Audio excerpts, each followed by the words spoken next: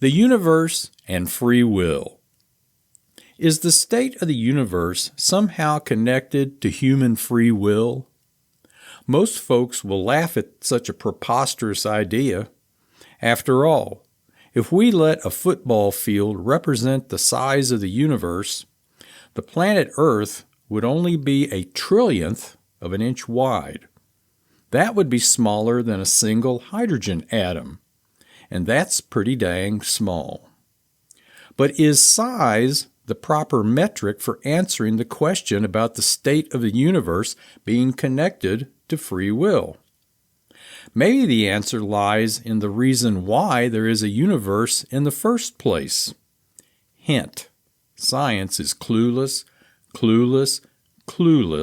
on that subject.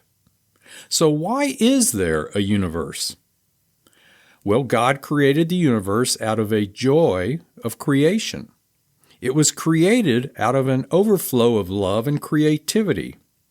He designed a complex, orderly world and declared it very good. He then needed physical beings to manage one lonely outpost in that universe called Earth. So he created mankind in his image to bridge the gap between the spiritual and physical realms. God desired to receive genuine love, glory, and relationship from mankind. How could he make sure he was going to receive all of that? The usual answer is that he could be assured of receiving genuine love, glory, and relationship from mankind by giving us free will. Free will gives us the option to reject God. Thus, when we choose Him, it is a genuine response on our part to His love for us. And so problem solved. Well, not quite. Yes, God can create us with the attribute of free will, but that does no good if we don't have the freedom to express that free will. Consider the example of jail. Let's assume I have the attribute of free will, which I do. I decide one day to rob a bank. I am caught and thrown in jail. Now, jail is a very confined space with very rigid rules. My free will is useless in jail. So now back to the universe. Since the dawning of mankind's intellectual efforts, we have perceived that we live in a deterministic universe, a place of rigid rules, like gravity, where every future event is a result of some prior set of circumstances. In 1687, Sir Isaac Newton published his 3 laws of motion, which codified these perceptions within the mathematical realm of calculus, which he had invented 40 years earlier. And so toss a ball or an artillery shell, and if we know all the forces involved, we can calculate exactly where they will land. Want to fly an airplane? We can calculate the required wing dimensions based on the weight and power of the aircraft. Want to heat your house? We can calculate the needed furnace capacity based on the size and construction of your house using the mathematics of thermodynamics. And on it goes, including electricity and magnetism. Apparently, the rules of the universe are just as rigid as the rules in the jail.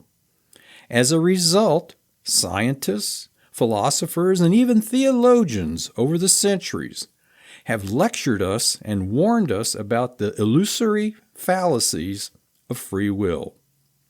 You think you've got it, but they tell you that you really don't, because you have no freedom to express it. So did God mess up by creating this universe, effectively leaving us in jail where our attribute of free will is no good to us or to Him? Nah, God is smarter than that. Early in the 20th century, Some very clever scientists discovered that Newton and those who followed him weren't looking in all the right places to discover what the universe was really up to. They really didn't have the right tools. Using new advanced tools, scientists finally had the means to begin probing the universe at the atomic and subatomic levels of activity. What they observed shocked them, because none of it could be explained by classical Newtonian physics.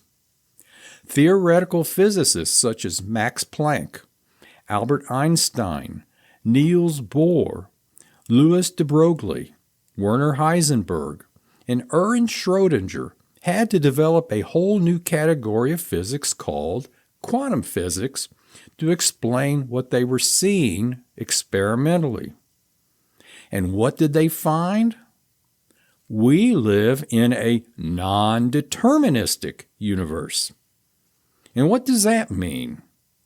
Well, it means that at the most fundamental levels of existence, our universe is not a rigidly controlled existence where past events dictate the outcome of future events.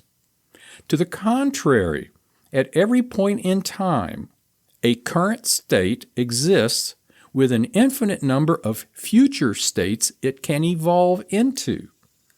Each of these future states has a probability of existence. We do not know for certainty which of those future states will be the next point of existence until we perform a measurement or interrogation on those states. At that point, the infinite assembly of future states will collapse into one definite reality, and the probabilities of all the other future states will go to zero. And the process repeats endlessly for infinity. And so how did this happen? Well, God created the universe this way. And why did He do that? So that we would have all the freedom we needed to freely express our God-given attribute of free will, so that God would know for sure that our love, glory, and relationships were completely genuine, because we had the attribute of free will and the full freedom of expression of that will to reject Him. And so, this is how the free will of mankind came about to determine the design of the universe.